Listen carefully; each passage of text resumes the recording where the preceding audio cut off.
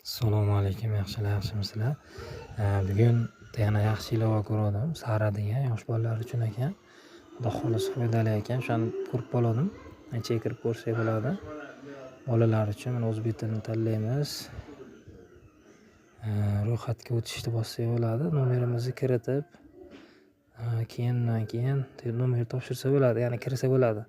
Hozircha mehmon bo'lishdan kirib turaveramiz. Kirib oldik.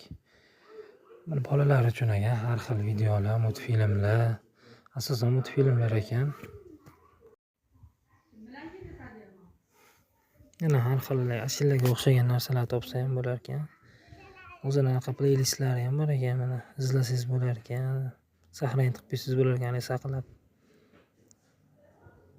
Mana playlistlar, arab tili, olimlar, Yusuf bilan o'rganamiz. Har xil shunaqa qiziq narsalar bor ekan. Keyin mana musiqiy degan nimasi bor ekan, tanlab olsangiz bo'lar ekan. Uni ham ta'lim degani bor ekan. Mana yangi yuklangan videolar ham bor ekan.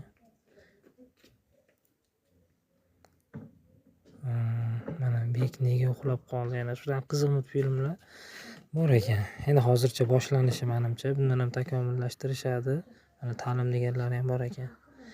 Yaxshi narsaga o'xshadi. Keyin menga qiziq tuyulgan turkiy kontentlar degan joyi ham bor ekan. Bu menimcha endi yangi ochilib turgan narsa. Turkcha multfilmlar bo'ladi shekilli menimcha, tushunishim bo'yicha. Shu asosan hozircha boshlanishiga ballarga hali tuzukroq narsa.